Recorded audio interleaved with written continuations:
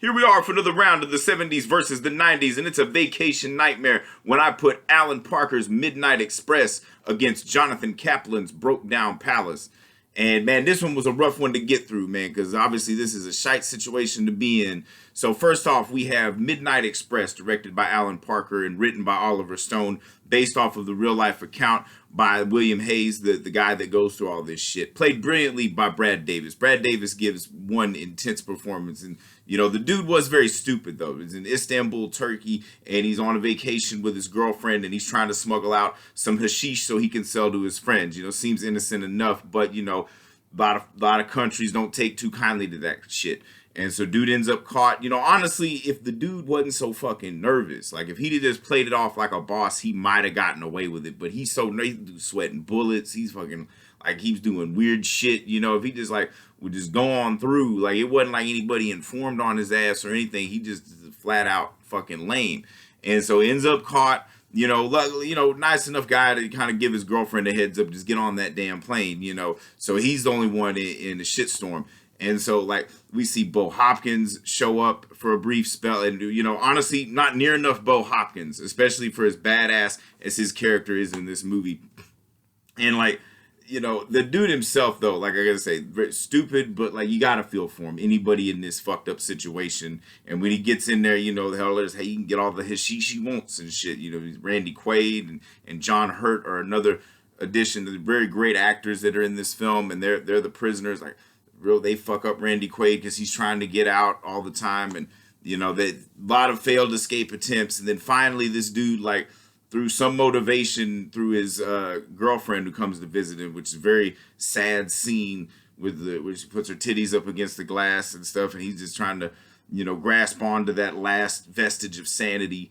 And you know, like I said, it's a very intense performance, you know, but where the movie falls short is just how like fucking art house it is. You know, Alan Parker is like if Derek Jarman was Robert Bresson, you know, is like has moments to be like great and really just show what the cinema can do, but then you go for all the over the top bullshit. I mean, this movie probably has the most romantic prison sex scene that I've ever seen in a movie.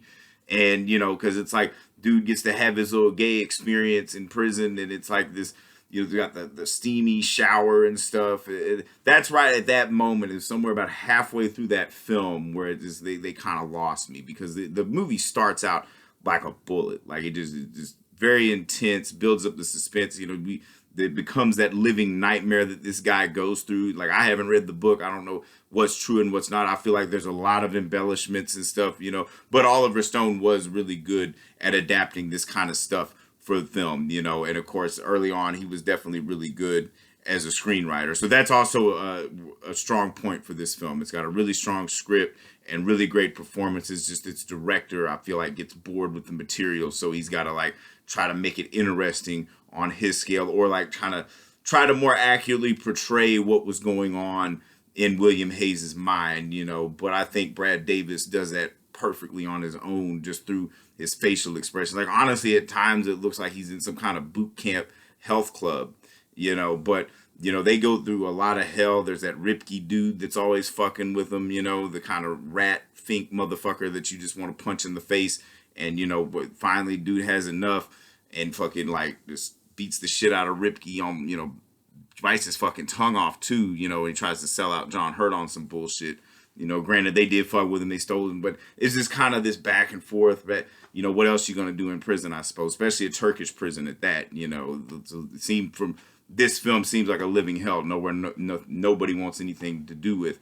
And then, but like all these other motherfuckers, like he ends up in the fucking criminally insane ward, and that's when he has the reconciliation with his girlfriend, you know, gets to see the titties, and she gives him some money in the thing, and he tries to bribe his way out, but they're gonna try to fuck with him. He ends up killing a guard and then getting out of that motherfucker, you know. And it seems so like, if this wasn't a true story, I would call, or wasn't based on a true story, I would call bullshit on this film. But you know, sometimes life is stranger than fiction. And you know what, we're also another point that ruins this movie for me is like, you know, if they'd have just ended on dude leaving the running out of the prison, and then it has that little title card saying, you know, the date of when it happened and all that shit. But then it does some, if it just ended there, it'd have been perfect. But it, you know, I could have forgave the little romantic shower sequence in prison.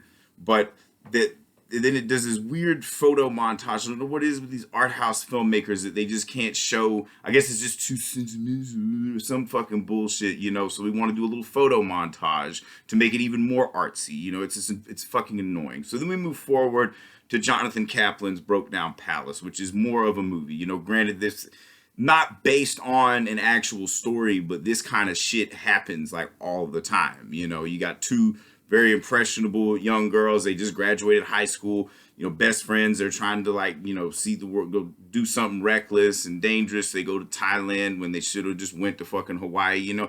Granted, just as stupid as the dude in Midnight Express. You know, if you're going to smuggle, first of all, if you're going to smuggle drugs out of a country, you need to act like you're supposed to be doing it. Don't be as nervous as a whore in church with a bastard on each knee. And then if you know you ain't game for that kind of shit, don't even fucking attempt it, because, you know, look what happened. But anyways, so here we get Claire Danes and Kate Beckinsale, two very great actresses, you know, especially of their generation. And of course, Claire Danes is always a powerhouse.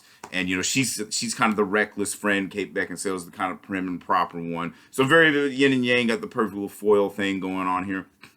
They run into this suave Australian guy when they're trying to fucking like stiff like this hotel for drinks and stuff, and he kind of bails them out. You know, perfect shot for a predator to you know, jump on his prey, and you know, kind of seduces these girls. You know, ends up banging Kate Beckinsale because, you know, Claire Danes, you know, she's always wanted to just take one for the homies. Like, she can have this creepy motherfucker. She clearly needs this. She's getting laid and stuff, but then like dude ends up getting them to fucking like curry drugs. Now it's never like fully made clear if either one of them knows who they actually did it or not, but those drugs wind up, you know, it's fucking heroin this time. It wind up in the fucking their bag when they're going to Hong Kong, and so now they're in a fucking Thai prison. And that ain't gonna seem no more fun than a fucking Turkish prison. The prison in general is a place you don't want to fucking be. But now these two girls are in a living hell. They have no way to get out of it. One is the Kate Beckinsale's character's father thinks they're in fucking Hawaii, and he finds out, he flips shit. Of course, he's chewing out the other one. He's like, you got my little girl and all this shit. You know, this is the movie itself. What's brilliant about this is a director like Jonathan Kaplan, who came up in exploitation films and, like, you know, AIP and New World Pictures and stuff like that, and also would show the way he showed the rape scene in The Accused. You would think like he would over sexualize something like this, but this is pretty much kind of a soft serve exploitation film, the kind of movie that they would have made in the 70s, but just with a lot more rape and TNA. And, you know, Jonathan Kaplan had made, you know, a few of those himself. But here it's not. There's no, like, even their shower scenes are not even, say, and mind you, these are like two women that you would want to see naked, and you don't see, you know, you don't see them naked at all. You see, like, you know, fat old women naked. There's nothing like sexualized or nothing like, honestly, the sexiest thing about this movie is the fucking soundtrack, which almost takes points away from it if it wasn't so good. You know, nostalgia can have a hell of an effect on a fucking like outcome and shit. But that ending is what gets it, you know, because Bill Pullman plays brilliantly as the sleazy lawyer that, you know, he's in Thailand, got a fine ass Thai wife, you know, she's fucking gorgeous. And, you know, they're fucking, you know, also a real badass too, because, you know, they're the only two in the law firm, and he's trying his damnedest to help these girls, you know. And even when like their fathers don't even give that much of a shit, especially Claire Danes' father in the film, played by John Doe from the band X. And, you know, it's just honestly a lot more intense than Midnight Express. Like, they go through some shit, like the Kate Beckinsale character, a cockroach gets in her ear and like starts infecting her brain and shit. These bitches think she's tripping out on something, you know. So there's a lot more danger than in Midnight Express. You know, the worst thing, get your ass beat for trying to escape, or fucking like, you know, Ripke finds you on some bullshit. So I mean, it plus the ending though, the fact that like when they're about to get pardoned and they fucking tricked them, you know, there's corruption all the way to the top. You know, Bill Pullman's working his ass off to expose that shit. And then finally, they're not going to pardon him. Claire Danes says, fuck it, I'll take the blame for it. You know, it's my fault anyways. You know, kind of a domino effect of like, man, they should have just went to fucking Hawaii, man. They'd have had a lot better of a time. But she says, I'll serve her time and mine, just pardon her. You know, it's not her fault.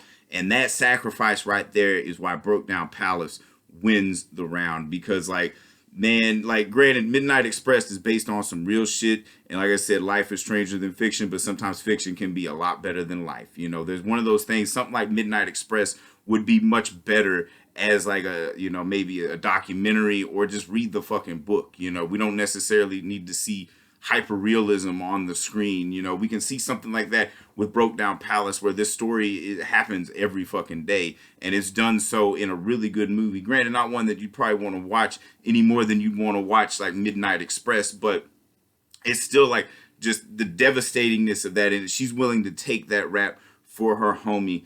And you know, it's still like she knows that like Bill Pullman and Kate Beckinsale are still going to be fighting to get her out. You know, she ain't holding out hope.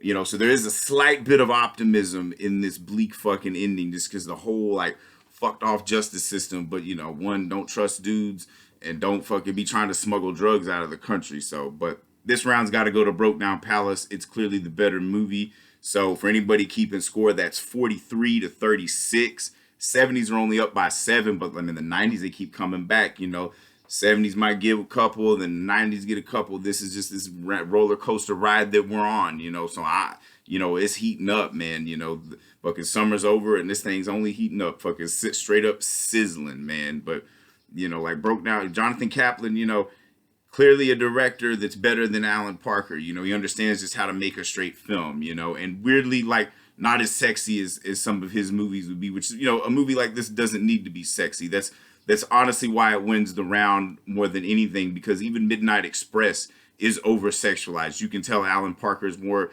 like, concerned with, like, showcasing sweaty dudes' bodies as opposed to, like, showing the real devastation of what it's like to be in a Turkish prison, whereas, like, you feel the full extent of the shittiness of being in a fucking Thailand prison. So 43-36, 70s up by 7. If I've said anything wrong, anything you disagree with, feel free to eviscerate me in the comments. You know, sometimes these surprise me too. You know, it's what happens when you get out of the gaslight. You chip away the gaslight and type shit. So, you know, prepare to shake things up and have a great fucking time.